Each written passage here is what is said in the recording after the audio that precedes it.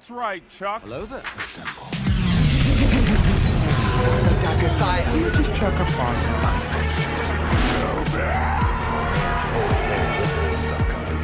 99 Nerds Podcast, episode 50. 50. We're here with David. Yep. Dave, you never say hi. I never know what to say in that moment. Sorry. Well, Austin throws us off when he gets with his intros. Sorry. You were being like a DJ. Yeah, that was a little disingenuous. From Millennium. Remember you saw him that one time? Actually, David That did. was me. Oh. But Millennium was on my top artist for my Spotify rap. Well, there you go. But anyway, episode 50. The three of us are back after a pretty healthy break. But you know what? I'm feeling invigorated. I'm feeling young and youthful. Good. So, breaking news. Oh my gosh. Me and Austin have collaborated on a top 50 MCU character list. Top 50 list for episode 50, baby. It was written in the stars for today. All right, David. What even is a Marvel? What's cool about this list is Sean doesn't even know it yet. Yeah. So me and Austin came up with it. I let you guys take care of this completely. We kept him in the dark. We were debating, okay, what about 27? Do we swap it with 34? I don't know. She's pretty important, and Sean was just sitting here waiting. It was like my favorite trope in movies, the pronoun game. Oh, dude, we were playing it. It's like So Janet Van leading Dyke. off with number 50, Janet Van Dyke. Wait a minute. So you're saying the top of our worst is the bottom of the best? That's crazy. Yeah. All right, David, kick it off. Number 50. Let's hear her. We're going to kick things off the way God intended. Oh. Stan Lee. Oh. The original Easter egg. Good for Stan. The goated Easter egg. That's right. The guy that makes you smile a little when he shows up in your movie. So we had to throw him in here because without him, none of this happens. That's true. Stan Lee holding things down as the foundation of number 50. I actually use Stan Lee as an example more often than one would think in my life, because I always say like, oh, I just want to do what Stan Lee does. Find something I do that I enjoy so much, I just do it till I die. For sure. Like, why retire? I just do this because I like doing it. I don't want to sit at home watching the news all day. That was our first ceremonial News and pick. booze, that's retirement, am I right? Oh, especially the news part. All right. Number 49, Venom. Someone had to go. Which one, Austin? Not the other one. not Topher Grace. This is the Venom from the Tom Hardy universe. I did watch the first one, and I actually thought about the Topher Grace one, and I hate that character. That character sucks. Yeah. He's not even in like any of the movies. In the movie at the very end, but he's in at number 49. I like how he prays, God, please kill Peter Parker.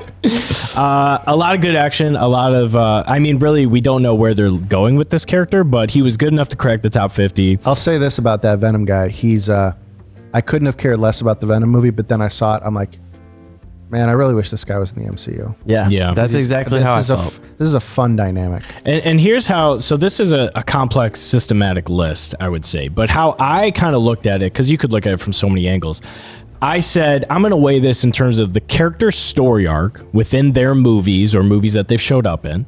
And then kind of like the time that I've been exposed to that character, how many times have they showed up? That definitely plays a role.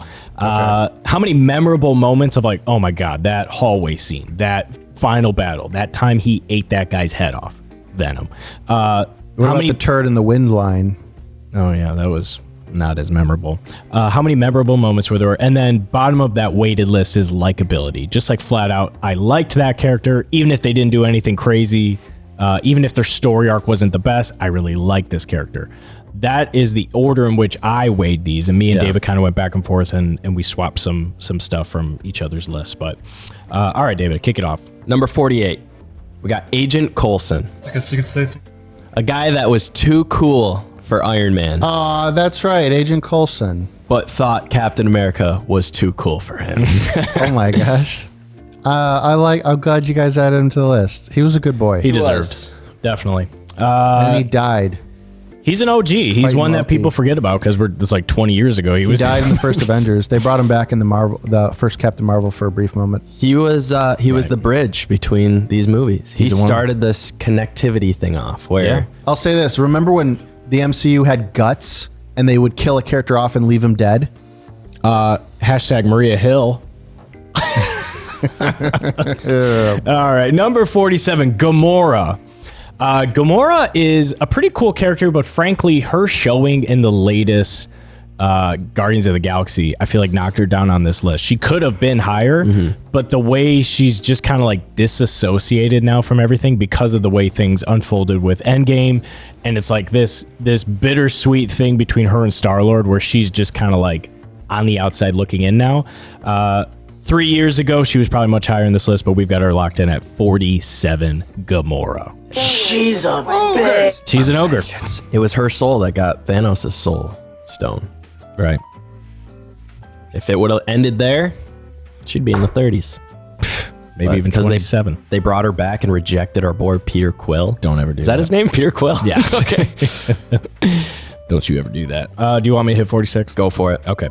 46, we've got X-23 from the Logan movie. Oh, that's right. Yeah. So I recently watched Logan for the first time, and Things are getting pretty serious. that movie was great. That is a great movie. Such a good movie. And she speaks very little James Mangold in the made that movie, but It's it like a doesn't matter. Western. It's one of those characters where, like, yeah, she was only in one movie that we've seen. It was forever ago, but that movie ends and you're like, what's going to happen to her? You want to see more of her. You want to see her show up again. You want to see what happens after that movie ends. So, She's rumored to be in Deadpool 3. oh, I did hear about that. So that's That why I actress put. is like probably twice that age. She now. looked like she was in like her 20s. I could be wrong, but yeah, she's at 46 because she was a really good. She deserves on this. She deserves to be on this list just because that one moment where they had like the little cross on Wolverine's grave, and then she turned it sideways to the X. Yeah, It's like, yeah, that's not even sacrilegious. Good, that's right. and she was just a freaking savage in that movie. Yeah, she killed a lot of dudes. She did. All right, David, hit 45. At number 45, we've got Spider-Gwen.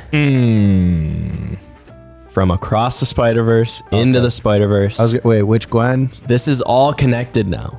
So now we can really dive into some characters. This one, I like the dynamic, her story, which differentiated from the other Spider-Men. Right.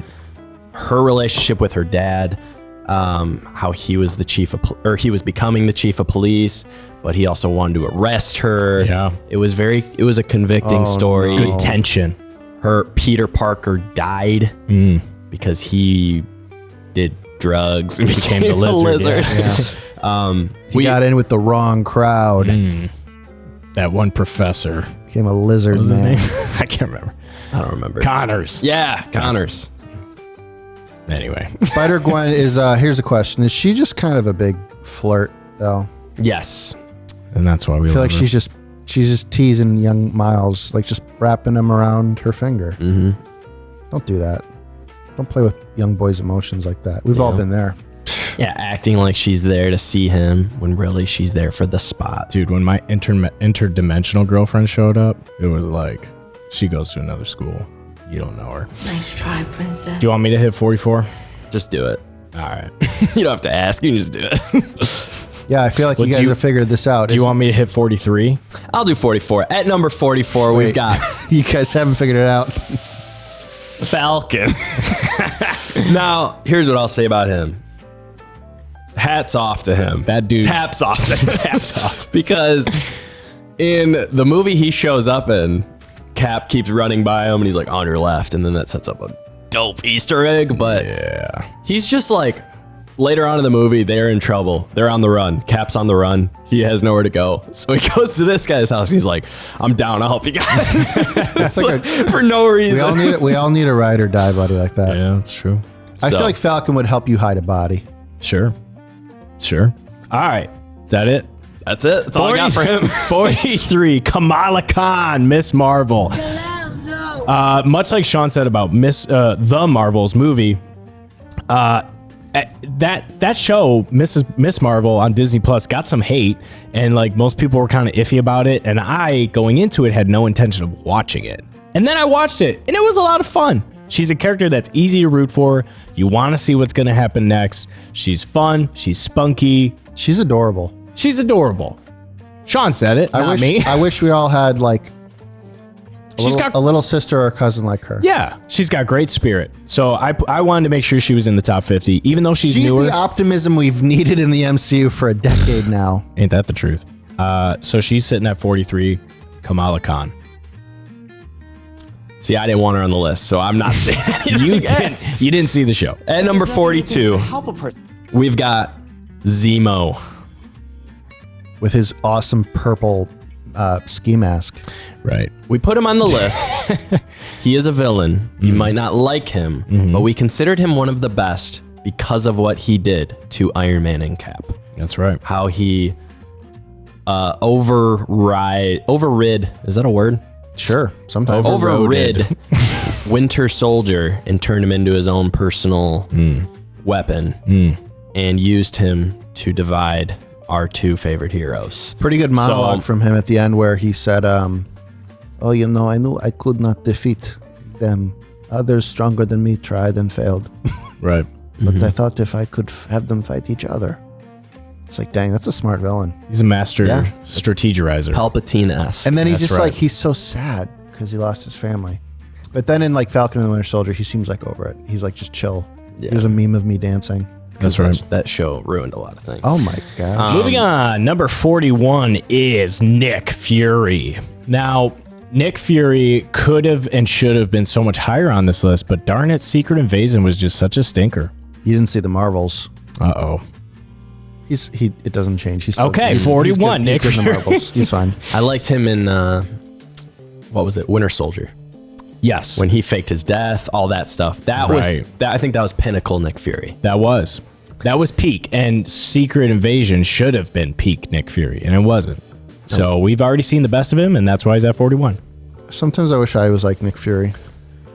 You are not. I'm sorry, You're Sean. literally the opposite. I'm working on it. There's a great moment from Nick Fury in the Marvels where he's with Kamala Khan's family, and they're like in a escape pod, like crashing towards Earth, and he's trying to steer the thing, and her older brother just starts praying in whatever Arabic prayers or whatever, and Nick Fury's like, "You praying?" And he's like, yes. And he's like, "Well, don't stop. We need all the help we can get." And the guy keeps praying more, and he's like, "Amen, amen." Classic Nick. Old Nicholas. That old gospel in him. But what is it that his friends call him? Fury? His friends don't call him Nick? I don't remember what it is. There's something. We don't want to talk about Secret Invasion. We're not gonna. We don't need to go down that dark road. You want to hit that moment? At number 40, 40. Gosh, we're cruising through the list. No need to stop. Mobius from Loki. Wow. Owen Wilson. Wow. That nose, though. Yeah, Confession. that is. I haven't seen Loki season 2 yet. Sean, it's very good. This is maybe the first time in the history of this podcast you guys have both seen something that I haven't seen yet. This is rare. Here's what I would suggest. Watch it and then watch a breakdown video of it. Okay. And then watch a breakdown of that breakdown. Because you'll appreciate it. And then have a breakdown. and then when you watch the breakdown, it's like, oh. I know it's very emotional. It's good. It's very good. I was over my brother's house when him and his roommate were watching it, and there was tears everywhere. Wow. Wow. I just had to get out of there. He's just a very likable character. He is. He's very good. Throw him And in I was it. very sad that he died in season 1. And then I was happy when they brought him back at the very end. That's right. Number 39, Peter Parker from Spider-Verse movie. Peter Parker, specifically 616B, Miles Morales' mentor. Yeah. The one who lost MJ, who got the beer gut, who sad crying in the shower. Had a kid. Had a kid. That's the Peter Parker we know and love. Nick Miller. Nick Miller's Peter Parker. I don't know the actor's name, but Yeah. yes. Yeah, the voice actor. Goes to show, that we're so used to Peter Parker as a teenager just trying to like navigate the complications of high school and being a young adult. Right. But this is the middle-aged Peter Parker, where life is hard, Yeah. but it's different. Things didn't go according to plan. He's just a super fun character. It used to be like, oh, I got to fight Venom and the Vulture. Now it's like cholesterol and my IRA. Yeah. Ain't that the truth? David, I think you should do 38. All right, at number 38, we've got Miguel. Don't you dare say. Spider-Man. $10.99. From, I think it's $20.99 us. Dang it. It is 20. Well, no, isn't 2099 the year? You're right. Oh, that's the year. Yeah. Right. It's Earth 928, I think. He hasn't even been born yet. This is for one, he's got the dopest suit. That's why I put him on the list. Dude, he's the hottest character on this list. He's the coolest Spider-Man. He is. I love our conversation we had about him where he's sort of like, he doesn't even have sticky abilities. He just claws across stuff. That's why he's got the biggest trap muscles you've ever seen. Can you imagine climbing a building like that? Dude's just jacked. He's the hottest character on the list, and that's why he's number 38. Spider-Man Prime. Number 37, we got Mantis. Now, Mantis should not have been on this list, except in the latest Guardians of the Galaxy and in the holiday special. She really shines. She's funny. She's actually got some legit power. She's being used a lot more. And she's a great part of the team. She's awesome. She is. She's much higher than some of the other characters. I mean, we had Gamora at 47. We've got Mantis much higher. She's an empath in a super powered way where everybody just like says they're an empath, but it doesn't mean anything. She's great. She's great. And she's ugly, but that's okay. Yeah. At number 36, we've got Shang-Chi. Dang, I was hoping you would mispronounce it again. I practiced at home. His real name is Sean, just like me. Do you think I'll ever get to see him again? Yes. For sure. Well, that was my reaction at the end of the Marvels. I'm like, oh, cool. Yeah, good for you guys. Oh, we got Kelsey Grammer to voice 4 lines. Where's Shang-Chi? Right. Hurry. He's supposed to be the next, like, OG. He's going to rot on the vine if you don't do something with him. Yeah, they got to get him back in the fold. He's an amazing character, though. He is a great character. I can think of a better one from that movie, though. The dad. His girl. Yeah. His girl. I thought you were going to say the dad. She's great, too. Okay. Sean. I think Shang-Chi, we should probably say why he's on this list. Say it. Say the way. I think literally just watching the movie, it's like different and it's fun. Like it brings like a karate aspect to it. It's just like Batman, right? I'm not trying to be. No, it's Batman meets. What did I say? I don't know. Whatever you said. Not Lord of the Rings. It completely threw off. Batman meets Lord of the Rings. Because he has 10 rings. When you said that to me, you completely threw off my viewing of that movie. I'm going in expecting a Bruce Wayne type character, and he's not. No, it's a Batman Beyond type of movie, is what I was saying. Imagine if you took Batman Begins, Lord of the Rings, Jet Li's the One, and you're just saying that because he's Asian. And Beverly Hills Cop. That's what I was going to say. And Speed. It's like Asian Batman. This movie gave me like Jackie Chan vibes, and that's not even on any racist stuff. Jackie Chan Adventures, the TV show? I don't know. I know what you're saying. Like, it's like a Rush Hour. Yeah, it was fun. There That you bus go, Rush fight, Hour. There you go. Perfect. The bus fight was so well done. I loved it. The humor, the girl that's in it. Trevor makes an appearance. Like, that movie was just so good. If you don't know who Trevor is, you're gonna want to look him up. I liked his humor. What was his thing's name? Oh, we did this before on a podcast. I don't remember.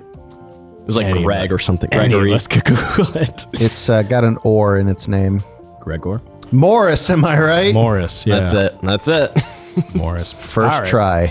Well, speaking of a mid-end credit scene from the Marvels movie, at number 35, we have Beast from X-Men. Now, this is kind of a conglomeration of Kelsey Grammer, is that his name? Yep, Kelsey Grammer. Kelsey Grammer plus that other guy, the young version. Hate that other guy. Wow, I kind of liked his portrayal. No, because Beast is like, what makes Beast so great is he's like, he looks like a beast, but he's so sophisticated.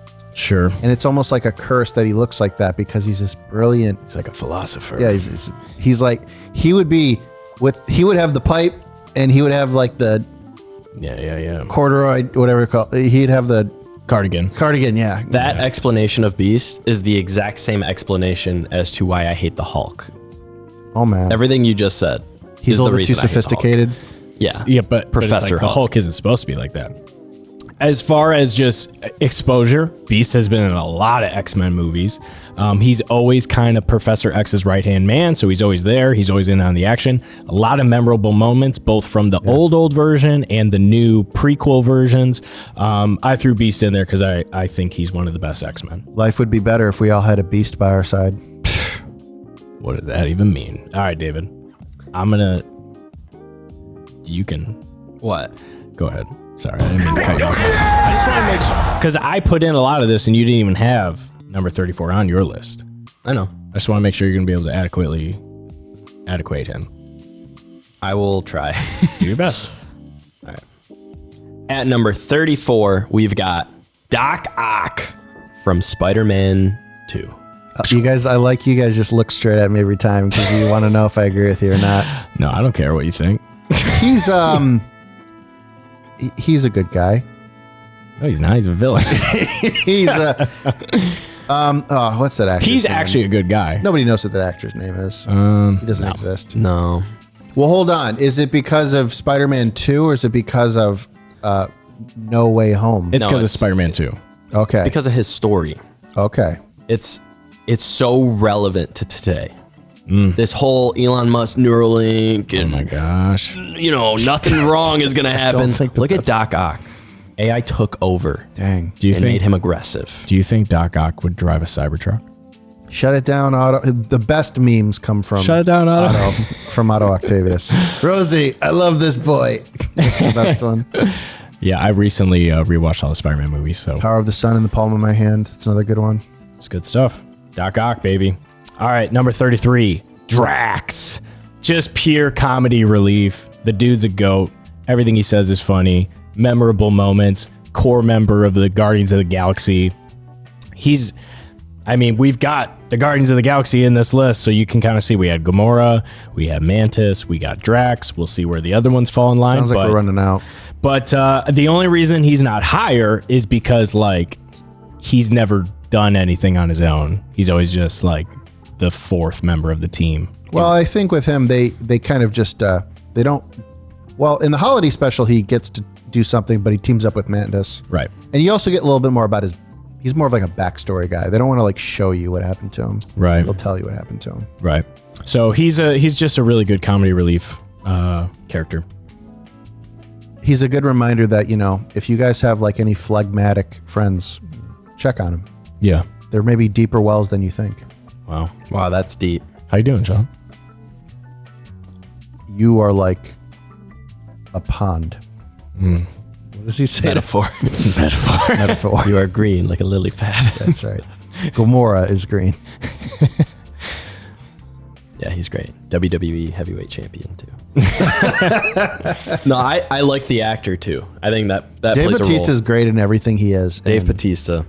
I actually, with the boys, recently watched Running Wild with Bear Grylls featuring Dave Bautista. It was pretty mid. He was not a gonna lie. dramatic actor in Blade Runner 2049, Cabin in the Woods. Is that the sequel to 2048. No, not Tron. But the Blade Runners, dude. Didn't you say you saw Tron? Yeah, I thought Blade Runner was. We did a Tron. whole episode where you talked about it, and that's how long ago it was. I mean, the runners of blades, dude. All right, shout out to Dave. Moving on at number 32, we've got Moon Knight. I don't even know where to start. Freaking star of Phase 4, dude. Which one? Right, there's three The different. best one. Right on. They're all pretty good. Multiple personality thing is a real thing. So Kind of like what sorry to jump in on your Moon Knight explanation. I'll just say, kind of like what you were saying with a fresh take with the Shang-Chi stuff. It's this show just came out of nowhere and it was so fresh and new.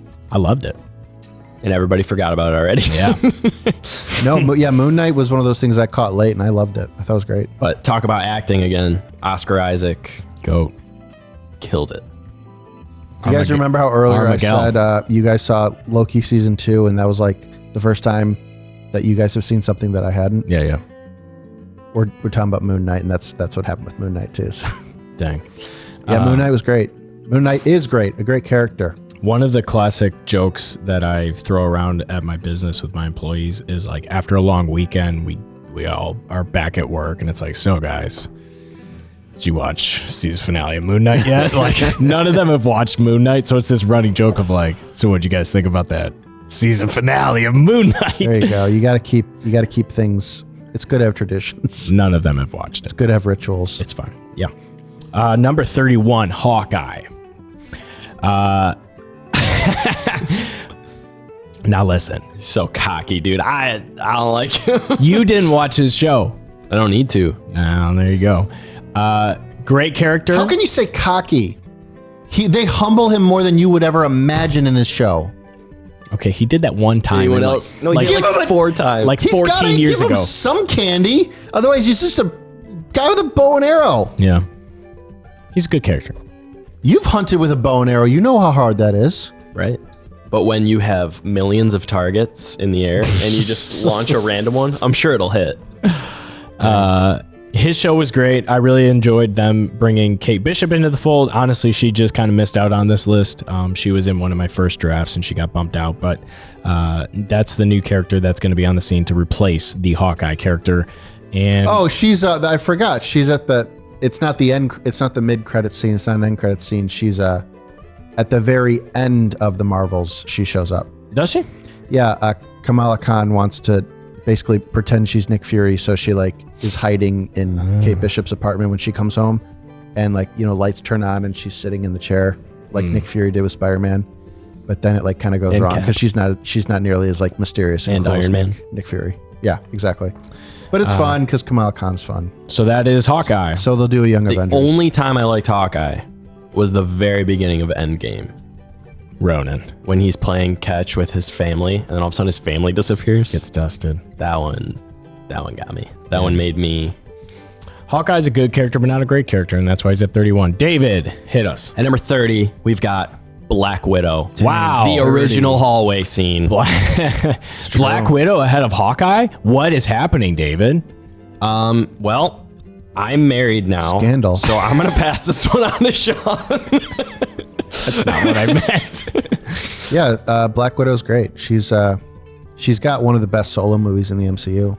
I said when I watched that movie finally, which I didn't want to, and then I did, and I said, wow, she should have freaking had her solo movie 15 years ago. You mean before she died in the timeline? Yeah, because it was great. And it was like, man, I feel bad for Scarlett Johansson. Her character would have been much better served by having her solo film while she was alive. It's like the only MCU movie that has like a dramatic opening credit sequence to that like Nirvana cover song, which is super cool. Yeah. But that's the movie. Let's talk about Black Widow real quick. She's got red hair No, she used to, and that's when she was better. and she's tough. Wow. Blonde, She'll Black Widow. She'll fight you. You know that's true. And she's like constantly sarcastic because she's got so much repressed trauma.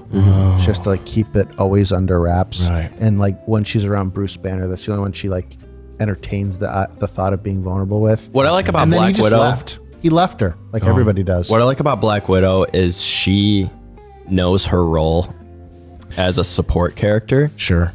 She never tries to be OP and become the whatever. Like, not even gonna say, but like she serves her role well. So in Captain America, Winter Soldier, she releases all the intel on SHIELD to Right. the world. Dang. But that intel also tells about her past. Right.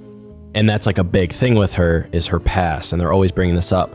But when push comes to shove, she does what she needs to do for the team. Right. And then with the Soul Stone, she fights Hawkeye to become the one that sacrifices herself to save everybody else. I mean, that right there means she's better than Hawkeye because she defeated him. So that's why and she's that's why ahead of she's him. higher than him, because she If won the both of you- 1v1. If both of you guys had to fight each other to like jump into the Soul Stone pit, who would win? I'd kill myself. But not even in the pit. And then you'd still have to die. You're just like, I know what you're trying to do, David, but now we're Don't both just dead. shoot yourself. Throw yourself. Oh man. Okay.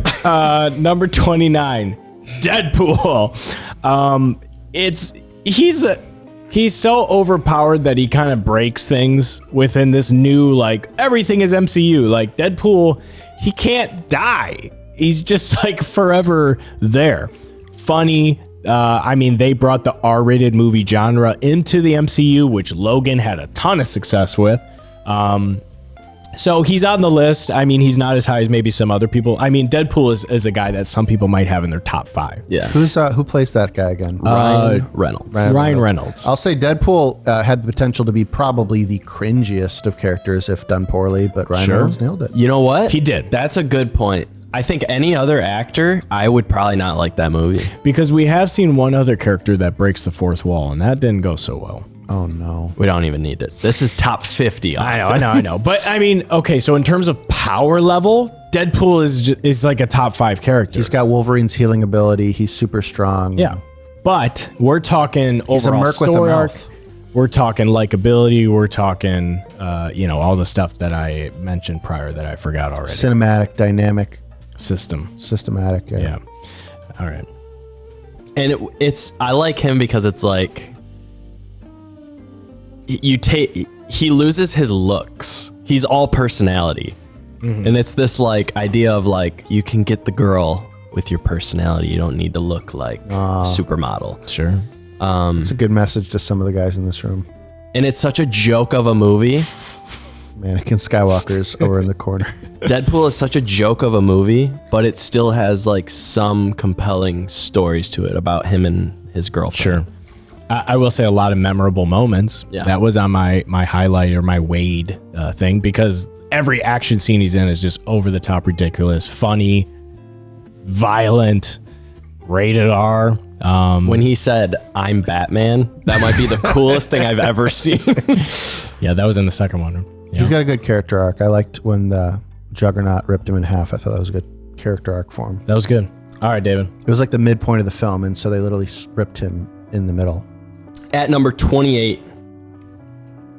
This one's going to come fast. I don't want the viewers to miss it. 28 is one of my favorite numbers. Quicksilver. Dang. Wait.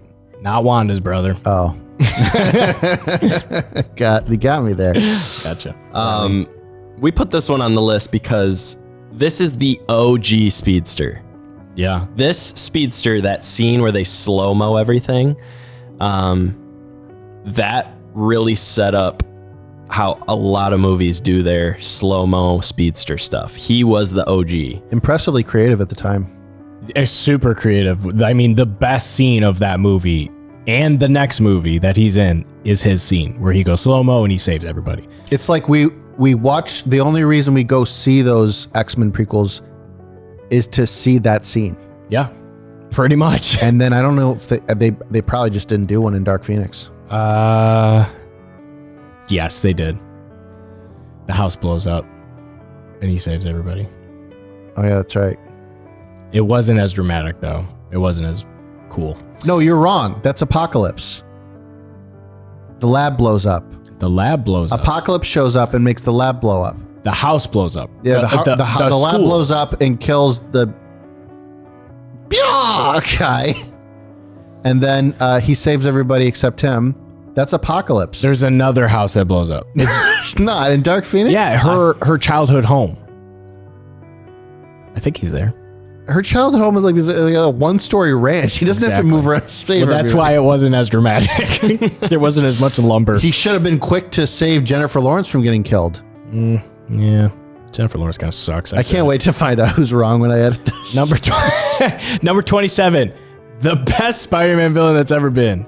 Green Goblin, baby. William Dafoe. Yes. I mean, it doesn't get better than William Dafoe as Green Goblin. That first Spider-Man movie is so iconic. And I would have been okay with just that. Yeah. But then they brought him back.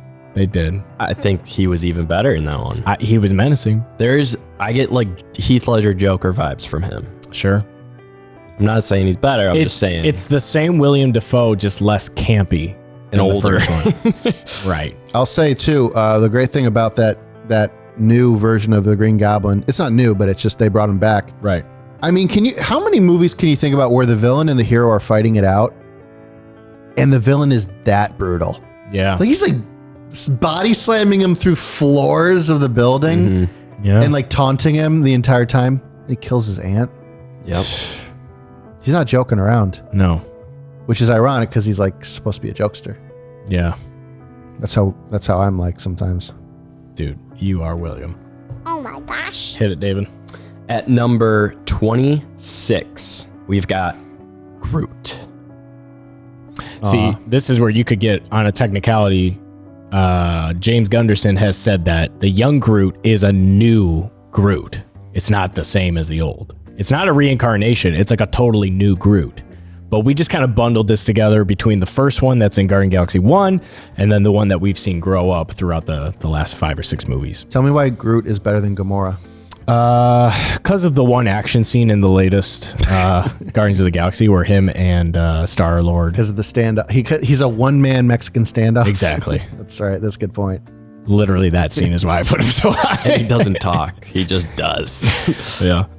And they had that fun Groot Disney Plus series. My boys like watching those. Aw, it's true. Groot is extremely marketable. Absolutely. Like Baby Yoda. All right, number 25, Scott Lang, Ant-Man. Paul Rudd, dude. What do I need to say? I was eating orange slices a moment ago in honor of him. Likability, memorable moments, memorable lines, the perfect relief, comedy relief. Ant-Man's great. And Quantumania sucked as a movie, according to the critics. Dang. I walked out of that theater smiling ear to ear. That movie was sick. It wasn't, but Scott Lang is sick. I like Scott Lang. He's a good dad. And he's funny. He's funny. He's a good dad. He deserves better than that daughter. His daughter sucks. Hit it, David. So we have just passed number 25. So that's half of our list. Halfway. Sean, so far, how do you feel about our halfway point? Well, here's the question. Is it all downhill from here? No, they're all getting better. But like downhill in the sense of like, oh, it's smooth sailing now? Or is this about to be like a brawl? Like we're going to be talking like this room's about to get bloody. I We start mean- getting into like the top 25. Like might. how are you going to sit there and tell me? See, we're about to hit a character that I had very high on the list, and David talked me down on them. Okay. There was a few of those. I like some controversy. He switched up my list a little bit. I like some scandal. I'm only mildly I've never ticked. watched the show, but Me neither. Hit it, David. At number 24, we've got the Scarlet Witch. I had Scarlet Witch pretty high, and David said, she shouldn't be up there. No, you think of her story and it's like, okay, you're OP. You took everything from me. I don't even know who you are. You will, right? Let's just say you will. Yeah, she will. Yeah. So, and then she would have beaten him if he didn't like call on the 25 kill streak. That's what I'm saying. the nuke. The nuke, yeah. Tactical nuke inbound. Yeah, I think the reason I didn't want her so high, she's a very powerful character that ultimately her story kind of was like deflated. It's like, oh, now she just wants to be a mom. It was about her trauma and what she lost and her brother and Vision. And then she has a whole show about her trauma. And, Trauma. And then it leads into what? Her becoming the bad guy. Did you watch WandaVision? I did. Okay. Her becoming the bad guy in Multiverse of Madness. Killing every best fan cast we know. Well, here's why I had her so high. As a hero, a lot of memorable moments. Not so much likability, but just like you see what she's capable of. Then as the villain, is there a more just brutal villain? Like when she went dark, she went ham. Spaghetti's Jim. I'm gonna spaghetti Jim and snap Professor X's neck in the Shadow Realm. Yeah. You can't beat me. I already can't walk. No, I think memorable moments with her was her line with Thanos, and then when she had to kill Vision in front of Thanos. Dude. That was very... And then it didn't even matter. Can you imagine? That scene was nuts. So in that moment, you're like, man, she had to do what she had to do. And then it didn't even matter. You didn't even have to do it. Just turn time back and take him anyway. She's really probably the only example of a long-standing MCU character that went from a good guy to bad guy. True. Although she did technically start as a bad guy. And then she was upset with all the dark magic she was using, so she just collapsed the temple on top of herself and killed herself. That's not a way to go out. In my she's not opinion. dead. She is. They came out and said she's done. Who's they? Yes. Who's they? Every rumor I've seen, Sean, on Reddit, on Twitter. Did you hear it from Kevin? Did Kevin say it? Did Kamala say it? She's really the authority now. Honestly, she's the only one keeping tabs on this stuff. Yeah. She's the voice of reason. All right, number 23, Ultron. Listen, Ultron in the movie sucks. No, I like Ultron in the He's movie. okay. I appreciate I that. refuse to disagree with Sean. The reason I have him so high is because of the What If series. Sean, have you seen it? I've watched it. I don't remember enough of it. When you see if Ultron would have gotten the Vision body, when you see what would have happened, you realize, oh my gosh, Ultron is actually like the biggest threat. Because in the What If series, Thanos shows up and Ultron cuts him in half with the Mind Stone. Just like, Wait, oh, who you are can you? do that? Zionk. And then he takes the Infinity Gauntlet. Why didn't Vision just do that? Because he's not. Because he's not paying attention. Exactly. So that's He's got why his eyes on other things. when you namely talk Wanda. when you talk about memorable moments, that's maybe I'll admit I maybe have skewed this too high for Ultron, but when you see his capabilities in the What If series, it's like, oh my gosh, he's such a powerful villain. capabilities. All right, Again, I think it's a good reminder of what AI could become exactly. in the day and age we're in. Also, shout out to being voiced by the irreplicable David Spade. What does that word mean? Don't worry about Nobody can be it. Nobody Just- can be it. All right, David. it. Could be Isn't irreplaceable. David Spade Emperor's New Groove? No. Yes, That's Patrick Warburton. No. David Spade. Is You're right, David Spade. Who am I? What's that? You're what's- thinking of the Robert California from The Office. Yeah, what's that? It's something Spade. Is it? Yeah, it is. Man, I Ace? Ace of? It's not. I can't wait to find Ace out. of I can't wait. Spades. It's not James. guys are is the it worst. James? Is it James Spader? Yeah, James Spader. It says Robert. I searched Robert California after. It says Robert California, also known as Bob Kazamakis, the Lizard King. I was going to say the Lizard King. is a fictional character on the U.S. TV show The Office. All right, good Played by stuff. James Spader. James Spader. All right, At number 22, we've got Kang. which one, David? He Who Remains. Yeah, But I think we should just group all of them because he operates outside of this. probably a good call because especially we're gonna hear more variants. I put down He Who Remains because that is the best iteration of Kang that we've seen. It's the most complex, the most thought-provoking, the most. Well, does he come back up in? Surely you don't mean Loki season 2. There are Surely you don't mean just literally the one scene he has in Loki season 1. Nope. Oh, man. you end up back in that room in season 2. Gosh. And it's so good, Sean. It's so good. It's good. So yeah, He Who Remains, but we're gonna lump all the Kangs together. We're gonna kind of ignore that one that was in the Ant-Man movie because that was just like a weird variation. We don't need to talk about telling you it. he's coming back and he'll be the best. I just want to say to Jonathan. That's right. That was your theory, and it was a good theory. I just want to say, Jonathan. Doesn't have to end like this. I would suggest anybody who wants to go back and watch our. Was that in our Quantumania review? Quantum Mania. David dropped a killer Kang theory that I think the world needs to hear. That was episode AI Input, and you guys should definitely watch that one. We'll link it in the show notes. All right, David. At number 21. 21. Oh, no, I'll do 21. Sorry. Dang. Because Go you got for the it. next two after that. 21 is Vision. The dude is literally the Superman of the MCU. Literally my favorite of my 5 senses. Vision. Yep. I just got mine fixed, so You did? I went to Costco and got contacts. Oh, I'm not wearing them right now, but That's what Wanda did. She took I thought like you got LASIK eye surgery or something. she took Vision to the vet and got him fixed. Gosh. Cut him off. Yeah, he's he's a super powerful character, a lot of memorable moments. He died, and now we're in this weird zone where there's like another Vision out there. There's like the White Vision. I'm not sure how they're gonna button that up or They totally forgot about him. yeah, Just like they forgot about Shang-Chi. exactly. But he's a super powerful character. And again, when you see in the What If series, when Ultron, if he would have merged with that Vision body, we all would have been screwed. So it kind of heightens what Vision is capable of. And that is 21. Also, he spent a long time just as Tony Stark's AI companion. I mean, anybody that's worthy of holding the hammer should be in the top 50. Yeah, and the cool thing about Vision is like the actor signed on to be a voice actor. Right? He ended up becoming so much more. Yeah. It's like that's a cool story in itself. There's clips of him talking about like it took him 40 minutes to record his lines for Iron Man 1, and he like thought it was a very easy job. He didn't want any other part of it, and they're like, well, we're thinking of bringing you back and you're going to be like full on makeup and like you're going to be this AI robot. It's like, what? But he did it, and he did a great job. Paul Bellamy. Paul Bettany. Bettany. He was the bad guy in the Solo movie. Yep, I was gonna say that. Dryden Voss.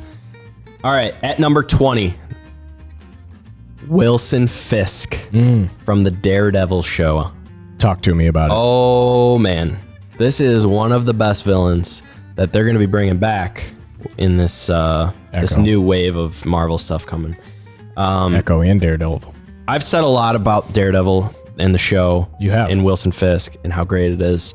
Wilson Fisk is a Palpatine-like villain, controlling things behind the scenes, where he has so much control that you feel so hopeless for the hero. He finds a way to always win. He's always 3 steps ahead. He's a millionaire, billionaire. He's got everybody in his pocket. He can just pay people off. He can get away with anything. You take him to court to get him justifiably hit with the book and sent to jail. He's got the court in his pocket. He can get out of anything. There's no easy solution to beating him, which causes Daredevil to have to choose hard solutions. But now it's a moral question of, can you do those hard things? Because what's right isn't working. So it's this like constant struggle of like, how do you beat him the right way? I could beat him the wrong way. Right. I could end him.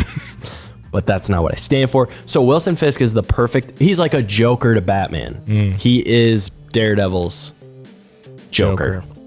And it's great. He's played by Vincent D'Onofrio. Yes. He does a great job.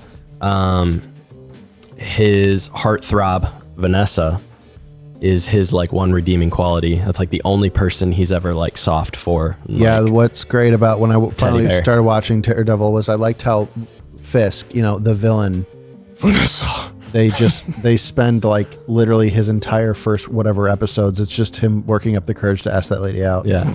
And he's like the most powerful man ever. But And then like when he gets embarrassed at a restaurant, he just crushes a man's head to death over it. now also Wilson Fisk That's a shows good up introduction for a film. for a into villain. the Spider-Verse. Sure does. And he straight up kills Spider-Man. He does. So that should set the scene for who this guy is. And his portrayal in that movie physically is so ridiculous. He is this gorilla with a little tiny head. I watched that movie with my boys, and then I remembered, in the first 5 minutes, Wilson Fisk pounds Spider-Man to death. Maybe I should skip this scene and just tell my sons what happened, but not really tell them what happened. That's how it is sometimes. All right, David. all right, Harris. moving on. At number 19, we've got the Punisher. Oh, The guy who has no rules, who doesn't give a dang about doing the right thing. man. He's going to end you. He's going to kill you if you mess with him. His story is great. He is probably the best spin-off that has ever happened. Sure. You've got like, I don't know, other shows that the supporting character cast get their, I don't know how to say this. They become overpowered. They're candy, too much candy. Yes, they're forced. They're shoehorned into more content. The Punisher shows up in Daredevil Looking and then forward has to his own Echo show. coming later next year. Are you though? Punisher show is one of the best. His whole story is this guy, his family died, and he's out for vengeance. And he wants to figure out who did it, and he doesn't care. And he is a boss. All I'll say, memorable moments, the prison scene in Daredevil. This is the top of top hallway scenes. He kills like 40 guys in a prison because Wilson Fisk set him up, and he goes off. And it is the best scene I've ever seen. We've all been there. Fair enough. Number 18. Oh my gosh, one of my favorite numbers. Professor X. Not one of my favorite characters. Oh no! Leader of the No, X-Men. he's good. You talk about exposure time. He's been in more movies than ever. We're talking both Sir Patrick. What's his face? Stewart. And the other guy. Ian McKellen. Both of them. I like both versions. I really liked what they did. No, I don't mean. I No, thought you that's meant- Magneto, right? No. You mean young Professor X? young Professor X. I'm sorry. Who's Magneto? What's his name? Ian McKellen. The Yeah. young one? That's what I said. Ian McKellen, Gandalf. That's what I said. Yeah, I wasn't paying attention. I was thinking of the young. I was thinking of the young Professor X. I like both versions. I do too. But as somebody who recently has Logan fresh in my mind, that concept of an old Professor X who is having seizures and can't control his psychic abilities and is almost killing people. That movie he plays so well in that movie, and it's sad. Just makes you not want to ever be old. Well, yeah, it's super sad, but I mean, again, exposure time, story arc. You see so much Professor X. He's a great character, super powerful character, and I really like him. His death is really sad because Yes. he doesn't understand what's going on. No. He just gets killed by his friend, and he's like, "Why? Yeah. It wasn't me. It wasn't me. It wasn't me." Which one do you prefer, that one or Wanda snapping his neck? No, the scene where he can't feel his legs. That one's where he's like, my legs. When he gets paralyzed, Yeah. dude, that one. I Sean love hates that movie, but I like that I movie love a lot. that. Too bad movie. they let him walk again, like a movie later. Yeah, that's a good point. All right, David. At number 17, we've got Rocket from Guardians of the Galaxy 3. Number 3 is focused on Rocket. Some would say he rocketed up this list after number 3. Yes. Because at first, his personality That's a pun. is the type you don't really like him. He's not the most likable. He's got an abrasive personality. And then you learn what he comes from. And once you get backstory and you get a guy like James Gunn who's willing to map out his trilogy and understand how to set up characters and storylines. Take me to the Gunder Zone. The Rocket storyline is very good. It is. From the moment where his first word is hurt and he's being abused, and his moment where he gets to scratch the High Evolutionary's face off. Sick. Violence. He's a character you come to love because of his compelling story. And that's really all I'll say about him. He's a coon. Goat. All right, number 16. Wait, shit. What is he? Is he a raccoon or a goat? He's a ragout. A ragota cheese. That'll be an interesting AI. Number 16, back into the X-Men universe. We are talking Magneto. One of the best villains ever. Every time he shows up, he's menacing. So many memorable moments. I personally prefer the young version over Ian McKellen. I feel like his young version is a little bit more spiteful, a little bit more angry, and a little bit more like, holy crap, did he just do that? Yeah, for sure. That episode, the scene where he goes to the bar in Argentina and he kills all those Nazis with a knife and just throws it across the room, takes it back, stabs the guy in the hand, picks it up, stabs another guy, right back in the hand. That's as good as And it even gets. like a villain you can root for. Yeah. Like his whole origin of like the guy's like, I'm gonna kill your mom unless you move this, and he can't. And the guy kills his mom, and then he later finds that guy and puts that thing through his head. Yeah. Like, it's like, Dude, it's insane. Young Man Magneto is one of my favorite characters. Yeah, you're wrong, but yeah, Oh wow, okay. old Magneto's best. Well, I will say the scene where He's old. the scene where he gets out by taking the iron out of that guy's blood. Right on. That's pretty hardcore. Just a reminder, you guys don't be putting too much iron in your body. Can't be eating too much red meat. It's like a scene in Avatar, the cartoon, where she learns how to blood Oh bend. yeah, blood bending. Yeah. Yeah. That would have actually been even more messed up if he just like controlled the guy to like undo the. All right, David. At number 15,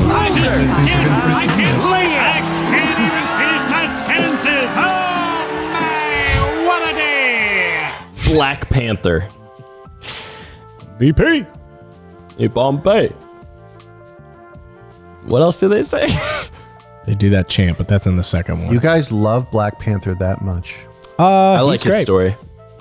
Especially in Civil War. No. Nay. In Civil War is where he starts. Winter Soldier is when he first shows up. No, it's Civil War. Civil War. That's what you're thinking. Because the inciting incident right. of Civil War is Bucky blowing up his dad. You're right. Yeah, Civil War, he's goated. I like how he runs like 50 miles per hour. His OG suit is much better than his purple suit. Why? He's so much more muscular. Well, obviously we know the reason why. R.I.P. Chadwick. But he was a tank in that first iteration. I think really just like the mask was a little bit more like filled out.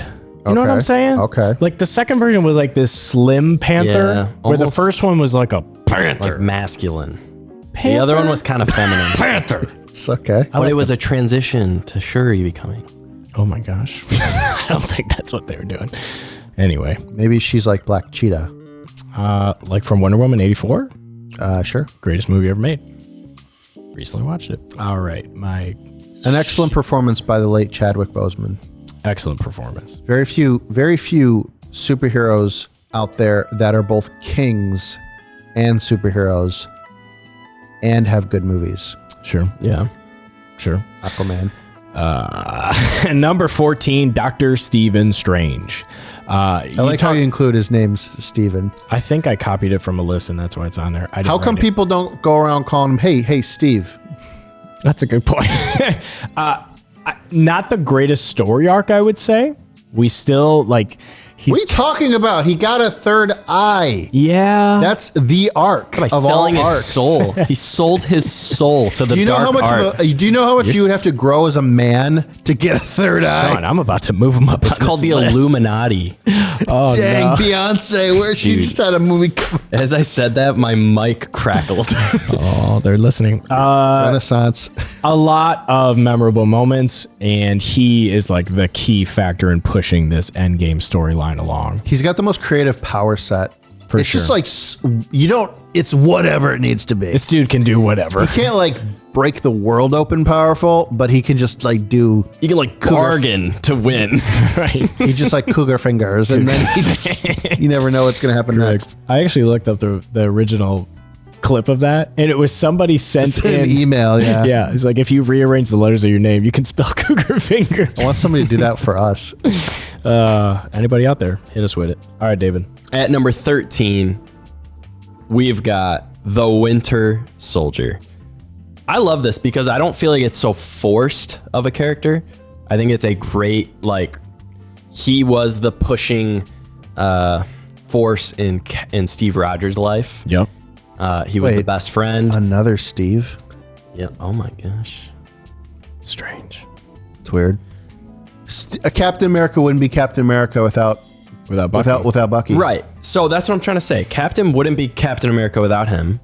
And then they use him to become a villain that Captain America must beat, but he can't because Captain is who he is because of him. Yeah. It's a great like full circle story. Yeah. I don't think it's forced. I think the villain has a good story. You like him. Captain America is so powerful. It's like, well, how do you beat Captain America? It's like because you can't just give him a physical thing to fight. He's got to have a moral thing to fight. Mm-hmm. It's got to be like his best friend. And then in that moral fight, he changes Bucky in this like brainwashed redemption. Winter Soldier. Dude. He loves on him like Luke with his dad. Dude. Oh my gosh. Cap loves on him enough and says, I'm not going to fight you. Dude, she was right. Wonder Woman.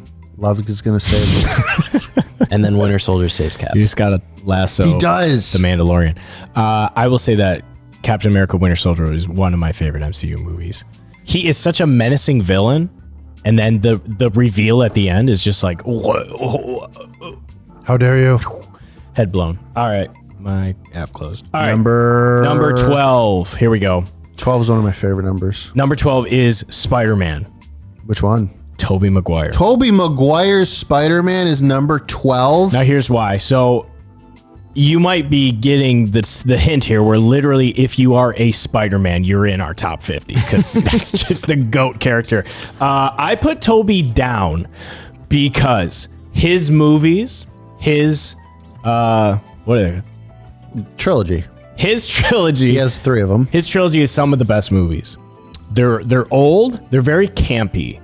If you just boil down Tobey Maguire's portrayal of Spider-Man, his dialogue in those movies is so treacherous. He doesn't. What does that even mean? He doesn't communicate to anybody ever. Like Just tell Harry what's going on. Because he's socially awkward. Like, hey, Harry just found out you're the one who killed his dad. Maybe take 5 seconds to just like say something about that instead of, that doesn't matter now. He's got Mary Jane. Where's he going? Like, dude, just like apologize to your best friend. You killed his dad. Like, explain what happened really quick. No. Instead, it leads to a third movie where his best friend tries to kill him again because he never even said anything to him about it. So I love the Tobey Maguire trilogy. I think they are the best trilogy stories. I don't find his portrayal of Spider-Man to be the best. That's my 2 cents. He also looks like he's a 40-year-old playing a teenager. Yeah.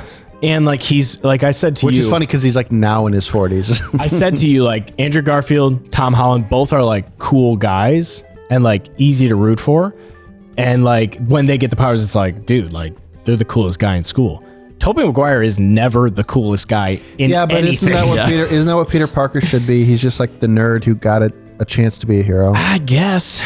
I mean, that's not fair. You're already the cutest guy in school, and now you also are a superhero? Come on. I guess. You know what that is, Austin? What is it? That's pretty privilege. Oh. You must be pretty used to that. And that's why Deadpool's such a great movie, because it breaks all of that down. All right, so David, you hit number 11 now. And Wilson Fisk. Mm-hmm. Keep that train rolling. Number 11. Number 11, we've got Spider-Man. Wait, we just... Andrew Garfield. Wait, what? We did this because the full arc moment, him losing Gwen, is one of the most OMG moments in cinema history, 100%. I feel like. Ruined that movie. That snap. Ugh. I always think of the Lego version where it's like she just crumbles. You saw that movie before I did in theaters, and I remember you saying like, "How was Spider-Man?" And you just went, "It ends not like you think it would." I was like, "What does that mean?" And then I saw the movie. Yeah, and I think No Way Home takes Andrew Garfield's character to another level, And then that full arc. whereas That's what I was gonna frankly, say. like Tobey Maguire's character, it wasn't hurt at all by No Way Home, but I didn't feel like it elevated it much higher. He should have had a wedding ring on. Exactly. That was the one thing about his character that was missing. Dude. It didn't even have to be like a gold one because like, oh, maybe that's awkward as a superhero. It's like kind of cumbersome. It could have been like a fun little rubber band one. What I liked about him in No Way Home was he was more of like a mentor. Mm-hmm. And he also had his moment with Doc Ock. Mm-hmm. And No, with you mean Electro. no, Doc Ock. We're talking about Maguire again. Oh, sorry. We're flip-flopping. Oh, I'm sorry. fine. Yeah, Toby. I'll talk Spider-Man all day. Who's number 11? Andrew Garfield? Andrew Garfield's Okay. number 11. Yeah. His full circle of saving Zendaya for Tom. The No Way Home made those other Spider-Men better, I feel like. That's why that's a good movie. That's what Sean said. And yes. 100%.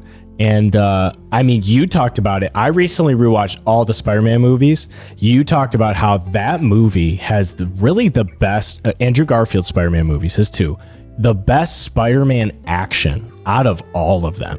His swinging, his use of his abilities, his use of his webs, it is the best version of a in-action Spider-Man. Yeah. Now, you get into the love story, you get into the Peter Parker portrayal, maybe not the best overall. And honestly, this is probably controversial because a lot of people would put Tobey Maguire above Andrew Garfield. But I think the way he showed up in the latest movie with all of them puts him in another level. And like I said, rewatching those shows or rewatching his two movies made me appreciate his character more the second time than it did the first time. Especially with the thought process of, okay, this isn't my Spider-Man that I'm used to. This isn't my storyline that I'm used to. This is another multiverse version where Gwen is the prize instead of MJ. And his parents are on this like pseudo spy mission thing where when I first saw those movies, it's like, none of this is supposed to be happening. Like, why? That was a little weird, though. It is weird, but it's just another multiverse version. You know, when you look at it through that light, it totally changes things. Yeah. It's like, And then they were like going to have that scene where his dad showed up at the grave, and it's like the producers were like, you should just get rid of this. dude, they should have kept that. That was a fire scene. That was Andrew. I've been watching you, Yeah. Peter, from a distance. Don't. It's funny because like that's some of his best acting, Right. That scene.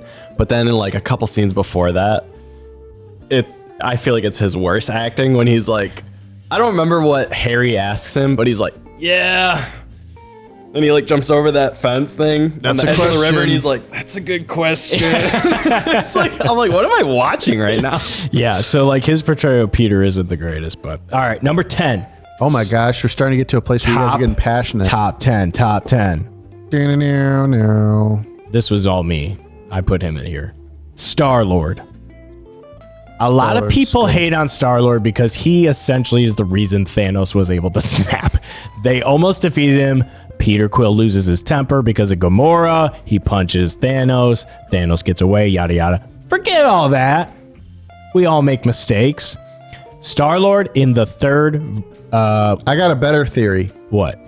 How about Thanos wouldn't have won if Red Skull just kept his goddamn mouth shut?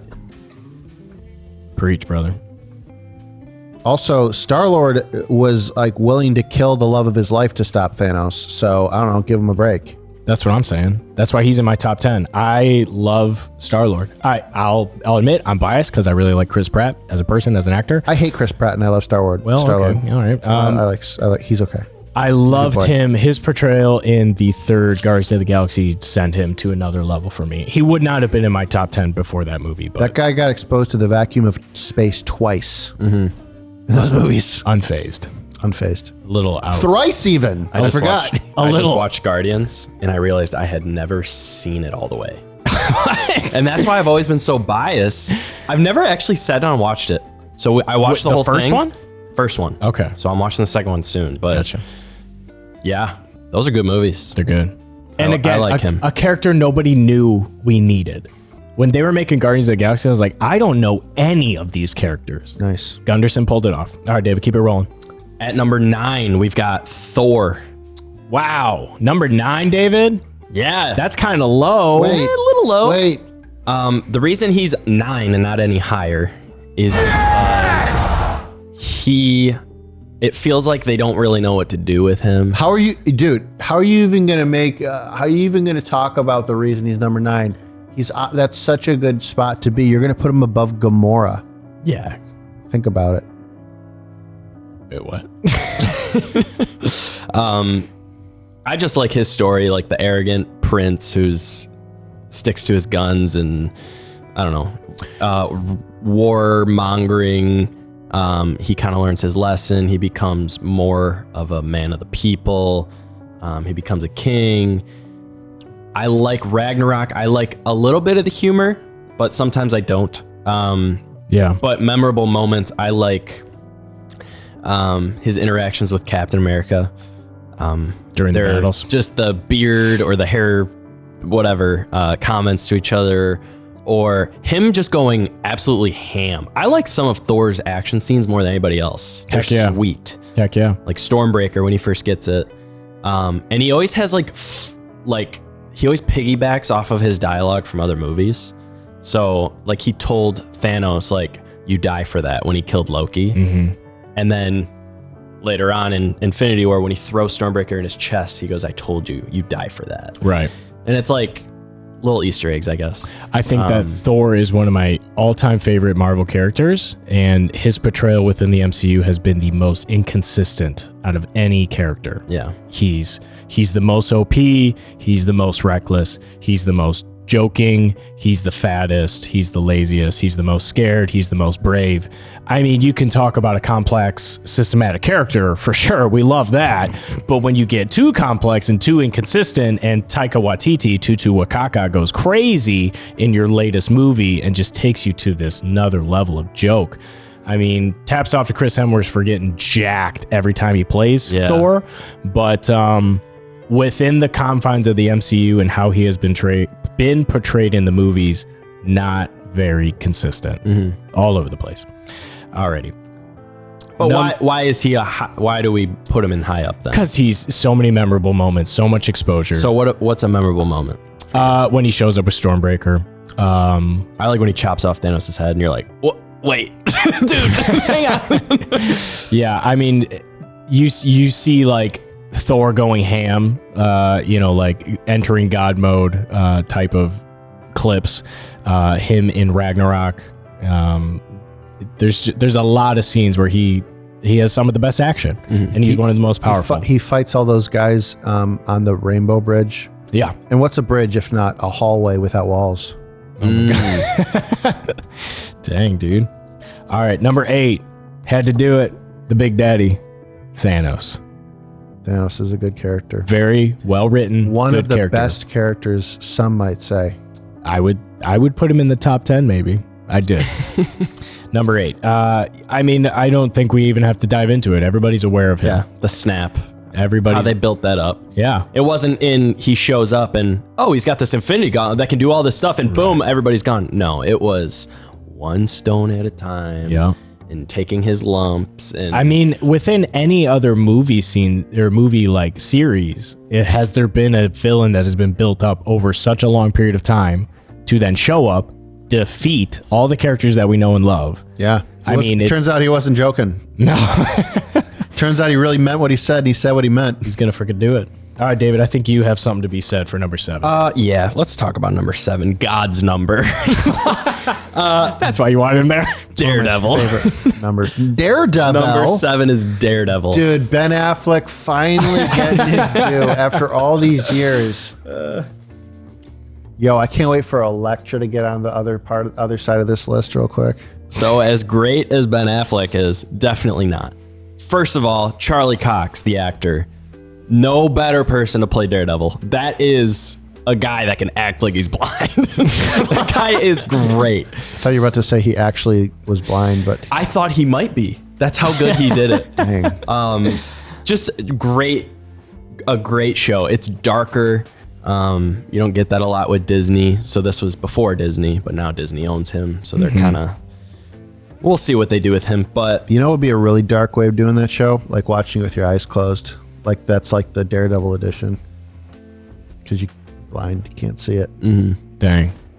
Watch it like he watches it.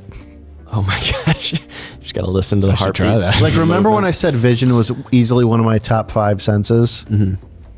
Imagine you didn't have that and you had to still be a superhero. Who would win in a fight, Vision or Daredevil? The Not blind, Daredevil. the blind one versus Vision itself. That's a nightmare for him. What else, David? If they had a baby together, what would the baby have? It would be Monica Rambeau. wires. Like see-through. Ramp. Because her power, she can see light, she says, which I thought was... You know, I Can't actually we remember... all? Well, that's like... It's like, Captain Marvel can harness light. Kamala can turn it into solid. And she's like, I can see light. And I'm like, everybody can see. I feel like, part of me, I think when I saw the movie, I remember the trailer, they had that line. And I'm like, that's the stupidest thing I've ever heard in my life. Surely they're going to change that for the movie. They didn't. Dang. Her power is she can like become light and like phase through things. But that's not what she says. She's like, I can see light. Isn't that like the building blocks for Vision? Monica. But Daredevil, he can't see the light.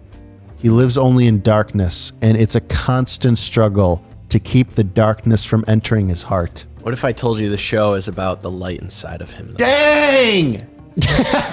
Stop! Don't say it. It's this fight of like this moral, how do I beat Fisk? He always wins. Do I just kill him? But I don't believe in that. It's so Take good. the shot. The irony of a character who must become the devil to enact righteousness.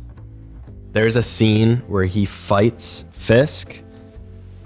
Well, the best scene in the whole show, he has his prison scene. Same thing as Punisher. Daredevil gets his. He goes into prison to meet an inmate, and Wilson Fisk locks it down and lets everybody out. People And need to Daredevil stop has going to get out. prisons. But Daredevil is not Jonathan Daredevil. Majors. Jeez. Daredevil is the lawyer Daredevil. So yeah. So he has to get out as a lawyer. Dang. But it's so good.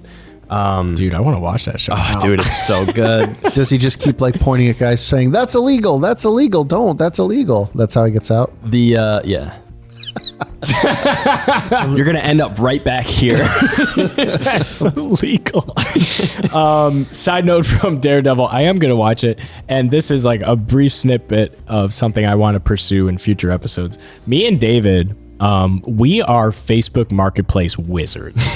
And I think that we could have a Facebook Marketplace segment of like stuff that we've gotten. I plan on watching more Daredevil, and I'm able to do it because of a Facebook Marketplace purchase that I will tell you guys about next episode. And we can dive into that because it's always a good story when we get involved with Facebook Marketplace. But anyway, Daredevil. In like I'm not gonna completely ruin it because I want you to watch it, but in the finale of this epic fight he's fighting externally and internally because he's like ready to just give up everything he believes on and just go ape. And he just has a scene where he just yells at the bad guy, I beat you. I beat you. It's not funny. It's so serious, and you feel it so much. Like, he did it internally. He fought his demons. It's so good. Dang. I can't wait to watch it, David. Oh God, it's good, dude. All right, number 6, New Kid on the Block, Sean. New Kid on the Block. Isn't that a band? It is. They're number 6? No. Number 6. Did they have like a cameo in one of the shows or something? Miles Morales, number 6. Dang. Again, you put on a Spidey suit, you're in our top 50. Miles Morales, I mean, his movies are some of the best they are the best superhero movies I've ever seen. Really. He's first of all, he's wicked powerful. The dude can turn invisible. Well, yeah, he's a Spider-Man who can also, do the thing spiders can do, which is hide. He can turn invisible. He can shock people. His movies are. He's just OP. His movies are elite, and he is OP. And I can't wait to see more. Except I don't buy that he can wear that mask all day, and then he like takes it off, and his hair is hair is perfect. Yeah. No, it's not even about like his hair coming back out. It's like I can't imagine how uncomfortable that would be. Yeah. All that hair getting like squished. Yeah, you're right. They probably should have cut it. He should have had a shorter haircut in the latest movie. He should have like done that thing some guys do where they just like plot holes, like just get buzzed their head or whatever. Some guys have done it. Sure. And they look hot. It's whatever. Miles Morales, we love his movies. I can't wait to see more memorable moments. I don't know. Talk about every moment he's involved with. What's up, Danger? I got my kids listening to the freaking Spider-Verse soundtrack. Kendrick Lamar, Metro Lil Wayne. Boomin. He's a sunflower. Yeah. Or are they referring to somebody else in that song? Did you know? It's a girl they're referring to. Did you know that Post Malone has a voice cameo in both movies? The first and the maybe second? not the second one, but definitely the first one. I remember. I feel like the second one has everyone cameos. I probably had a cameo in it. And I don't remember. Yeah. Wait. What's the third movie gonna be called? Beyond the Spider-Verse. For some reason, I kept thinking it was Accept the Spider-Verse. And remember how they were like, it's going to come out in 13 months? Yeah. Yeah, that's not going to happen. Joke's on us. But I'm going to be counting down the days because I can't wait to see it. I'll see all three. I will be seeing all 3 Spider-Verse movies before I'll see Shang-Chi again. You probably will, Sean. All right, David, hit us with number 6. At number 5, Hit us with number 5. we've got Loki. Sean wouldn't even know. He doesn't even know.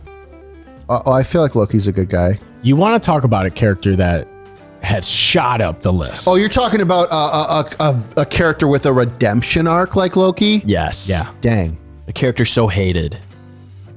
By me. Because he hated himself. I never cared for Loki. I never liked him There was either. so much hype. All the girls love him. He's so hot. Did they say that? All the girls are saying that, Sean. I thought girls don't like What guys. girls do you talk to that say Girls. that? I don't know. Anecdotal evidence, I guess. Internet. It's fine. I never cared for Tom Hiddleston, but he freaking balls out. He's a great actor, first of all. He does a great job in the show. And I don't think I was familiar with Loki as a comic book character at all I was before not. the movies. But he does something special with that. Much like Guardians of the Galaxy, Loki was a TV show that when they announced it, I was like, why? I don't need this. And then bang, they freaking dropped bombs. Great show. Season 2 finale was very... We had Mobius in our top 50. Loki, the end of season 2, he is just elevated into, for sure, a top 10 MCU character. Without a doubt. Yep. His destiny happens. There's a lot of Easter eggs that lead up to it. This whole Glorious purpose. glorious purpose. Say Exactly. it again, Sean, but slower and backwards. Can't do that. He just wants the throne, and Odin told him, Thor is the king, but you are also a king, Loki. Loki's like, I want my throne, so I'm gonna go to Earth and take it over for Thanos because I want to be worshipped as a god. I'm a god. He should have had a conversation with Black Widow about being a teammate Right. instead of a team leader all the time. Word. Well, you'll have to watch Loki, but Loki's Until he learns from Black Widow and makes the sacrifice. Dude, low key, this show is high key. And that is Gen Z talk. All right, guys. Number 4. All right, number 4. This is a character you're putting above Thor, Miles Morales, and Gamora, well, I was gonna say Green Goblin and Green Goblin. and who's also Groot. I think you'll like this one, Sean. Number 4. Icarus, No. Number 4. Wolverine. as played by Hugh Jackman. Played by Hugh Jackman. The huge. nobody else Ant-Man. has played him ever. I mean, when you talk about Yet. weighted scores, exposure time, we have never been exposed to a character more than we have been exposed to Hugh Jackman's Hugest Jackman. Can I Talk say about this real staying quick? in shape for a role. Dude. At like Chicken and rice. Like 20 years. he's like, do you know he's like 78 years? no, he's not. There's no way. Finish it. All right, I want to make my piece about Wolverine real quick. Bring it. Wolverine is my favorite character in all of comic books. Okay. I'm certain of this now in my life. Do you want him to be at number 1? No. Oh. Because I think the worst thing that could happen to Wolverine was Hugh Jackman playing him. Really? Because Wolverine is a short king Right. who's ridiculously hairy.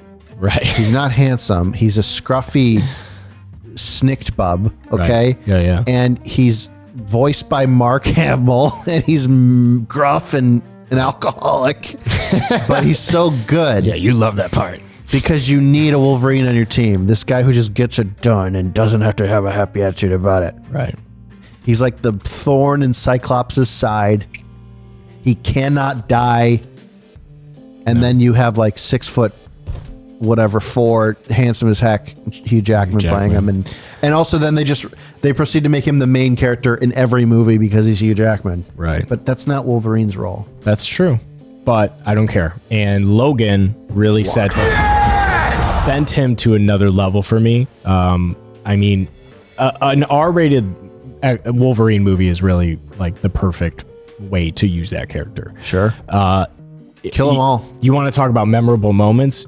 He's in so many movies. He gets a hallway scene in that movie. a lot of great It's action. different. Dude, It's a different hallway scene. That scene is so awesome. David, have you seen Logan? Yeah.